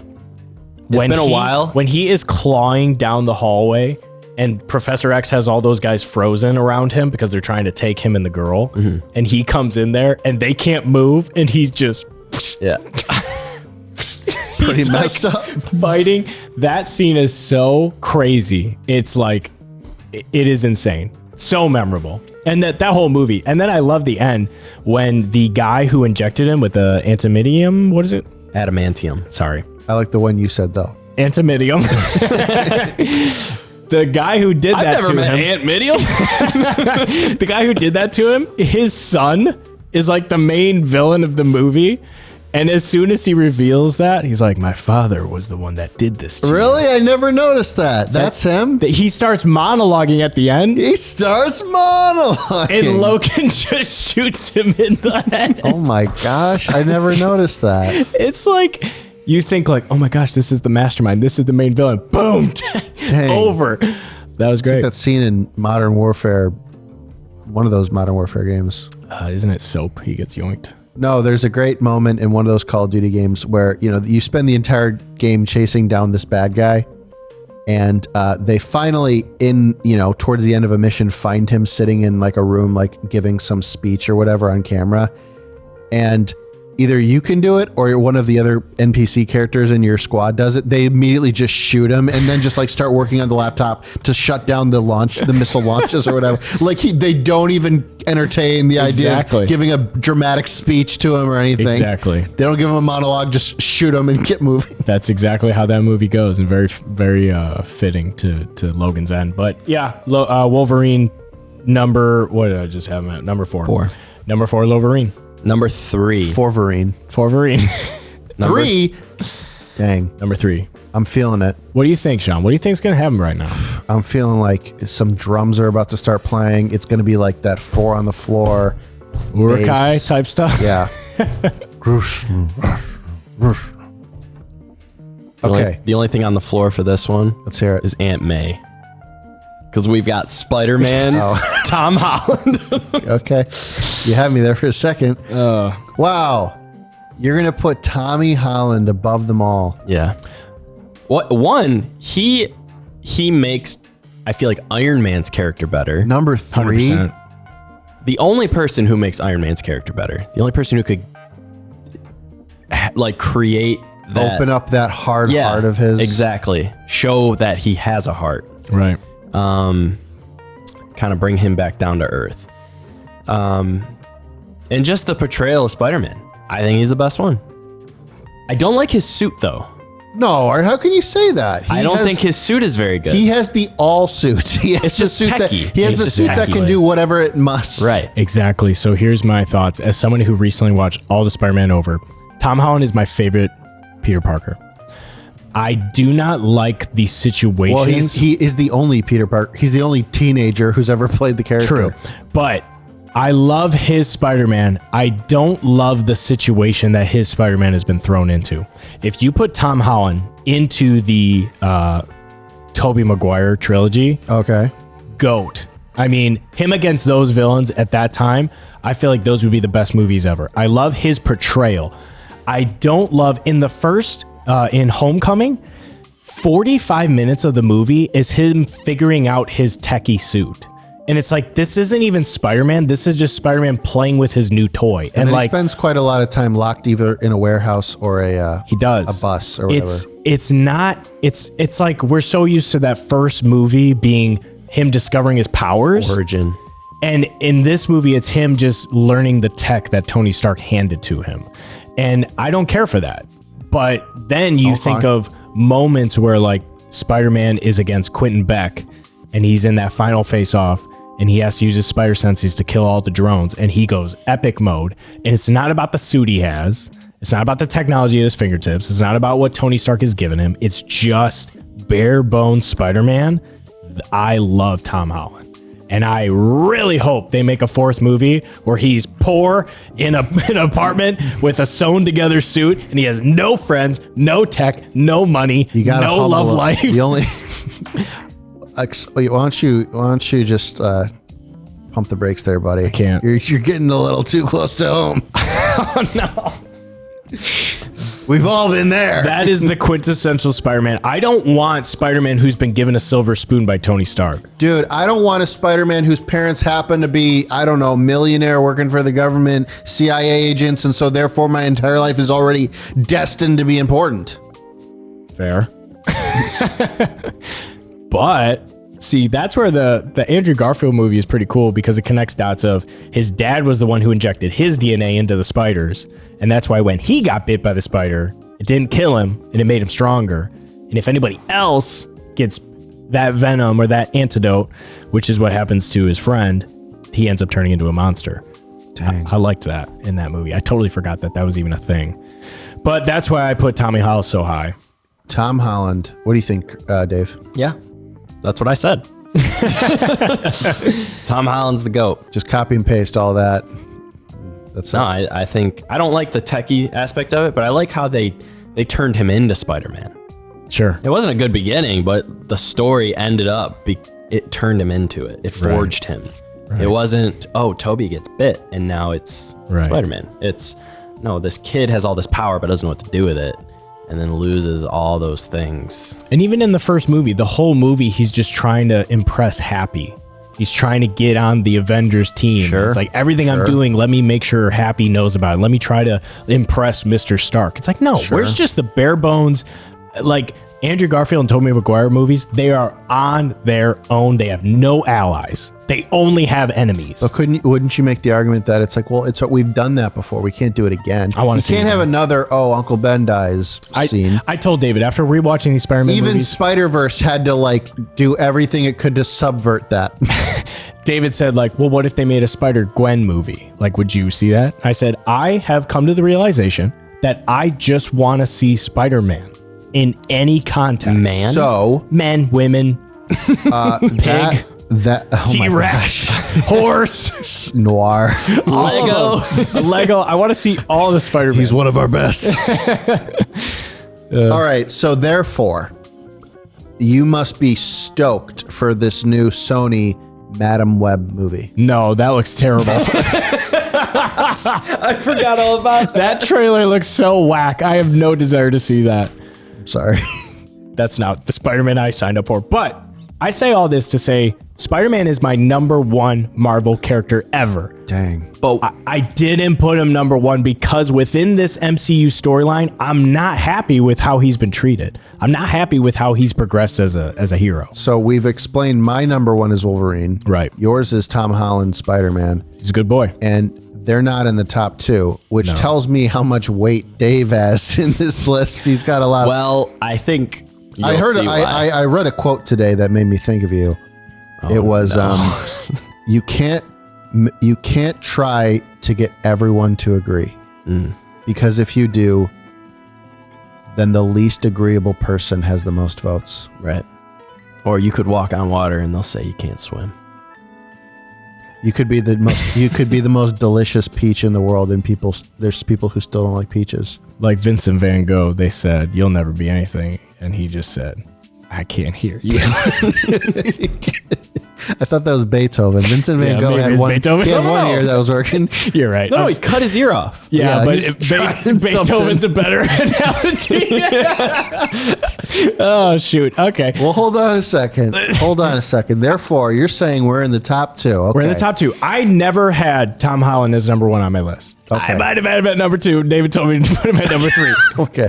All right. I'm gonna tell you who we're gonna probably see in the top 2. Who are the top 2? Don't do that. We should All just right. get into it. No, listen. I mean, okay, you can narrow it down. I can tell you we've got Happy. We do. Happy has got to be somewhere in there. Still somewhere out there. Ron. That's right. Man, oh man. We should have added Ron. How did we miss that? Dang it. Should have kicked Stanley out. I feel like Ron is Honorable mention. I feel like in the entire gamut of the best characters, the worst characters, Ron is our middle point. Yeah. He's our decided hinge guy. if they're better than or worse than Ron, that's how you know. See, like we took this list maybe too seriously. We should have had Ron somewhere. All right, then there's Sam Rockwell's character. That's true. Mr. Hammer, I believe his name. Yeah. Yeah. There is the guy who inspired Tony Stark in the first Iron Man movie. Yep. Gosh, I can't remember his name. I can't either. But And then of the guy who course, sacrificed himself. yeah. in the cave. then of course there is the Asian man, the Asian member of Captain America's team in the first Captain America movie. That's right. And then you've gotta include Benicio del Toro's character from Guardians of the Galaxy 1, I don't remember that being a I thing. don't even know who he is. the Collector. Oh, yeah. Okay. I was thinking of a different actor. And Sorry. honestly, now I can think of exactly one last person. I don't know how you guys are going to fit all these people in the last 2 slots. We're going to do something fun. See what we do here. Silver Surfer from Fantastic Four: Rise of the Silver Surfer. Let me do you one better, Sean. Okay. Number 2. Number 2. It's Morbin time. Okay. Morbius. No, I'm kidding. Number 2. Captain America. By far. I mean, This is my #1. Whoa! Wait a we minute. put him at number Wait a 2. minute, We put wait a him at number minute. 2. Wait, what? He's number 2 by far. So there's like number 3, and then there's this weird, huge gap before you get to 2 and 1. Okay. for sure. I mean, memorable Story arc, moments. yeah, likability, the story arc, most memorable moments, power level, His trilogy is the best. Yeah, absolutely. And just The honorable man he sticks to his guns and he does what he's got to do for the team. He's and a hero. wields the hammer. Yep. When he gets knocked down and he's the only one left and he's got a scar on his arm, what does he do? Tightens down that shield and he faces Thanos' entire army by himself. I could do this all day. And then he gets like a lot of backup, but he was ready to do it by himself. That's right. I feel like every man, sorry ladies, every man has a Captain America within him that needs to be revealed at some point in his life. I think that's a good call, Sean. And I think that sometimes the problem is that that's hard for us to do because we spend most of our lives like number one. Who's number one? Morbius. Hit it in. No, I want to talk about Cap. Let's keep talking about Cap. Okay. Can I say about Captain America that I like some Christian representation in my Marvel movies? Yeah, God doesn't dress like that. I like my blonde hair, blue eyes, chin as sharp as iron or ice, or what's sharp? I mean, he was in ice for a while. Yeah. What should we do with the Tesseract? Put it back in the bottom. What did they say? Like, You should have left it in the ocean. should have left it in the ocean. That was Howard Stark said that. I think what's probably my favorite thing about Captain America is the idea that he's just incorruptible. Word. And you figure that out by like the second movie. Right. Like it's not like a constant temptation. It's like, no, you just establish this guy's a good guy through and through. They're not going to pull a fast one on you. Mm-hmm. He is a good guy. And so therefore the conflict is that by being a good guy, that's why it's so hard for him because doing the right thing costs everything. Mm-hmm. The only thing he ever wanted was Peggy and he couldn't have it. And then his story arc of, I'll go back in time and return the stones. And then he doesn't come back. He acted selfishly just one time at the end. Yep. He gets his dance with her. That's a memorable moment. Mjolnir. That's one of the most memorable moments. But I wanted to say, I recently watched Winter Soldier, and there was a scene I completely forgot about that I was like, oh my gosh. One, the elevator scene. There's that. Heck yeah. But, and it's hilarious because the reason I hate Captain Marvel, I gave this example when she fights young Raj, and he's like, whatever, young Roger. I told you, I'll never get it right. We're gonna get Roger on this podcast at some point and have him talk about it. Captain Marvel's the worst, all right? She's OP, whatever. I got into that. Yeah. But in this challenge where young Raj says, whatever his name is, strip all your power and fight me. It's time to see like what you're made of. Like, let's do this. We've gotten to this point. Let's see what you've got. And she just blasts him and kills him or whatever. Not kills him, but she just defeats him right away with her power. Right. There's a scene in Captain America Winter Soldier, very beginning of the movie. They have to go onto that pirate ship, or the SHIELD ship was taken over by pirates. Right. And he takes out everybody. And then he's fighting the head guy who has super soldier serum. And the guy goes, "Are you nothing but a shield?" And he throws it down and beats the crap out of him. A guy that has super soldier serum. Okay. Does he though? I could be wrong. I don't think he does. I think he's just a guy. I think one could say that Captain America could recognize bravery when he saw it. And he's always like, I'll show you bravery. Right. I'll show you. I'm up for the challenge. I don't need this shield. And he beats him. That's the difference between these characters. Cap rises up. George St. Pierre, the MMA fighter. Why do you remember that guy? Because he's... I guess because you watch Winter Soldier. I've told you guys I've only seen Winter Soldier like once, right? Watch it again. I'm not pressing you hard, but eventually when you have time, watch that movie again. It's one of the best. It is. It's very good. It's a very well-written story, and it's just good. Captain America is one of the best characters. And then when he figures out that everybody's in the elevator for him, do that. I just rewatched that scene today. And he says, "Does anybody want to get out before we start?" Just like even offering them a chance. Freaking legend. Oh, man. It all comes back to the time you, Austin, were like, you saw the trailer and Chris Evans is holding a helicopter back with his arms. Yeah. And you were like, that's going to be me one day. You grew your hair out. You started working out. Everything. I don't know the context, but that will be me. All right, David. Hit us with the number 1. Let's close this out. Our very best MCU character at number 1. Tony Stark, Iron Man. Dang. You talk about full story arc. You talk about memorable moments. And you sent me a video. I had seen snippets of it, but you sent me a full-length 14-minute video. And it was basically titled, All the Times That Tony Stark Learned from His Mistakes. And it's just montages of a time where he got defeated in a battle, or a time where Spider-Man got defeated, or a time where somebody within his team got defeated, or somebody had better tech than him, somebody had better technology, somebody had mystical powers that he didn't know how to stop. And every time something like that happened, he immediately learned from his mistakes, created a new device, the nanotech, a shield, something Spider-Man's suit is heated because he got cold that one time. Spider-Man's suit has a parachute because he got super high in Infinity War and he had no way to get down. Dang. All these little tiny moments, and when you stack up the 70 instances where Iron Man learned a lesson, took his lumps, ate his spinach, and immediately created something to make sure that would never happen again. That video kind of turned me into more of a Tony Stark fan because truthfully, I don't care for his personality. He's not my number one Marvel character, but in my opinion, he is the number 1 MCU character. Yeah, he's the best. He started it and then he finished it. That's right. And you don't like him because he was arrogant. He didn't have a heart. He was cocky, whatever, narcissist. But within those movies, at the very end, all of that is thrown out the window, and he learns his lesson. Yeah. Of I gotta do.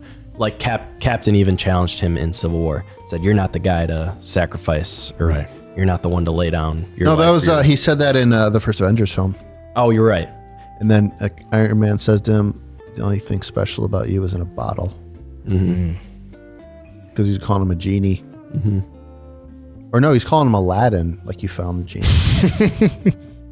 And it's funny that Doctor Strange says there's only one way we win, and it's Iron Man to let go of that personality, that facade, whatever, that he's goated. And then you can't downplay the dude's an absolute genius.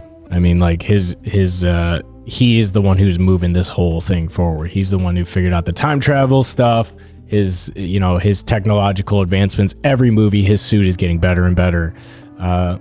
Taps off to Iron Man. Someone had to go. Someone had to die. Now, there was rumors that they were going to bring back Iron Man, Robert Downey Jr., because what does Disney do when they aren't making money? They redo something that did make money. I promise you, Disney is never not making money. So Kevin Feige came out the other day and said, we're absolutely not touching Tony Stark, Robert Downey Jr. There's no magical way we bring him back. I will not let that happen. What we did was perfect. He shows up in She-Hulk or something stupid like that. She-Hulk season 2. Yeah. What do you think, Sean? How did we do? Oh man. I think that it's really weird that Chris Evans, Johnny from Fantastic Four didn't show up. I was going to say that just as a joke. And Silver Surfer, I actually had in the list. Yeah, he did. And I'm surprised that Jessica Alba's Sue Storm. I'm married now. I can't. See, you don't. I straight up asked Emily before I left. I said, am I allowed to talk about another girl in our list? She said, nope. It doesn't have to be like that, though. But that's the only reason they're in the list. I will admit, Sean, that this list has a lot of recency bias. You want to start talking about Fantastic Four characters? Like the... That's only because things have gotten better over time. They've gotten better over time.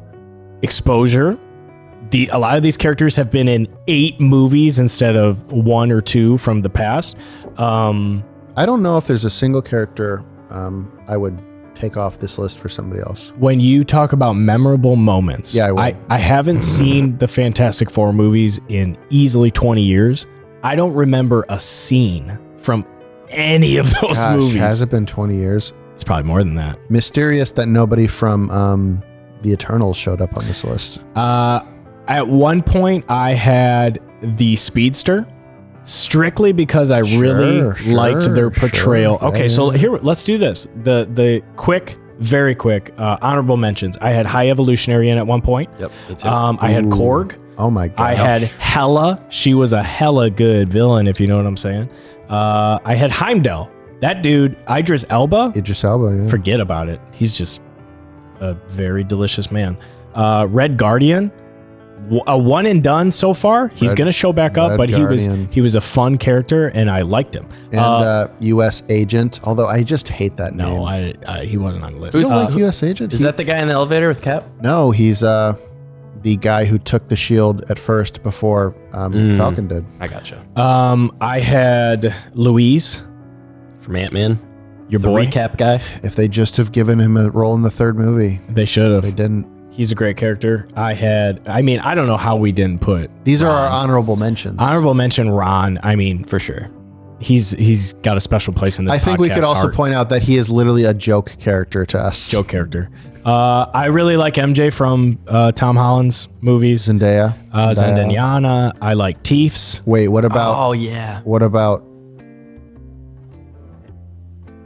Wait. Kirsten Dunst. What's Tom Holland's best friend's name? Ned. I was going Ned. to say that. Ned. Yeah. Ned. I like Ned. I can't remember his name. He's I'm got sorry. a few too many inappropriate jokes for my liking. We're all gonna die. Everything becomes a little like, I don't want my sons watching this because Ned just dropped that joke. Come on, Ned, clean it up. Why don't you go back to your declassed school survival guide? You know what I'm saying?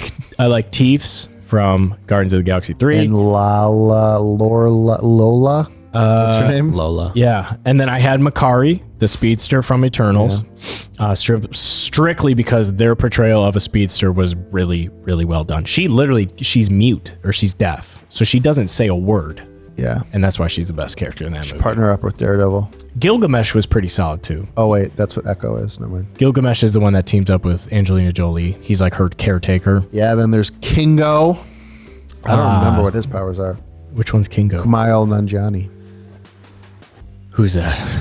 He's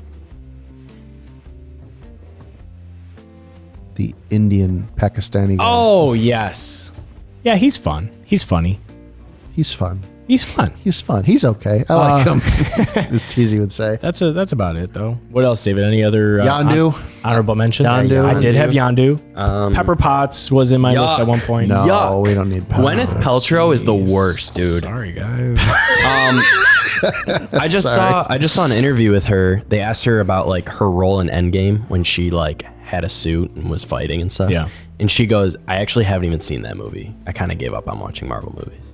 Yikes. You're in the movie. What a I can't stinky stand woman. Gwyneth Paltrow. She should have said, I can't watch the movie. It's just too emotional for me. I've started it a bunch of times, but it's just like, I know how it ends and I just can't do it. Yeah. That's the right answer. Maybe she did say that and someone paraphrased. It's like, yeah, she said she never Are you saw trying it. to tell me that an interviewer may have misrepresented a celebrity's comments in an article? I asked Emily what her top 5 was. Aw. She said Korg, number 1. Yeah. Number 2 was Korg's best friend, Meek. And then she said Nick Miller's Spider-Man. Okay. That's only 3. Should have done top 5. Black Widow and Captain America. Dang. Fair enough. Any other honorable mentions, Sean? Kamala's parents. Kamala's parents. There's so many good characters There's- in the MCU. It's ridiculous how many there are. I mean, they're just trying to figure out a way to get everybody on the planet to play a character in those movies. We've at some said point. before, we're available, and we know eventually we'll get the call. I was thinking about it. 2 actors I'd like to see in the MCU. Josh Hutcherson. He was a big name, like Hunger Games and stuff. Okay. But he hasn't been around in a while. He just popped up in this weird trend I've been seeing. That's what I thought of him. And What is that? Taylor Lautner. That one. Is that it? I don't know what you're talking about. Dude, I got to find it and send it to you. So, since you've gotten married, you have a proclivity to want to include young adult novel teen heartthrob Yeah. in your... Okay. All right, well, I think that's going to wrap it up. This has been a lot of fun. We had a lot to catch up on. Good to see Sean in his new glasses. David, what have you been up to new, though? Just Guitar Hero. We talked about it. I'm sorry. Yeah. It's like if you didn't have a kid, it's like, what's the point? Yeah, sorry. Like recapping, you know? But anyway, episode 50 episodes in the bag. I didn't even say my one-liner yet, so I'll say it now, guys. 99 Nerds, this is podcasting. Please like, subscribe, comment, And who your favorites are. Tell Top us. 5. Give us your top 5. Top 10. Who did you not like in our list? Give us your bottom 5. Give us your honorable mentions. Who's your most random character? Like your most obscure character? Who is your middle character and why is it Ron? Like, you know the guy, the second in command to Quentin Beck, the guy who got yelled at by Obadiah? He was the kid from A Christmas Story. Yes, same guy. They actually just made a sequel to that. Give us your top 5, give us your bottom 5, give us whatever you want. How is our list? Are you mad that we put Andrew Garfield ahead of Tobey Maguire? Are you mad that we excluded Ron? I'll get over it. Okay. Well, this has been episode 50. We appreciate you guys. Like, comment, subscribe. Tell your mom, tell your cousin. Get Gertie on the line. We love you, and peace be with you.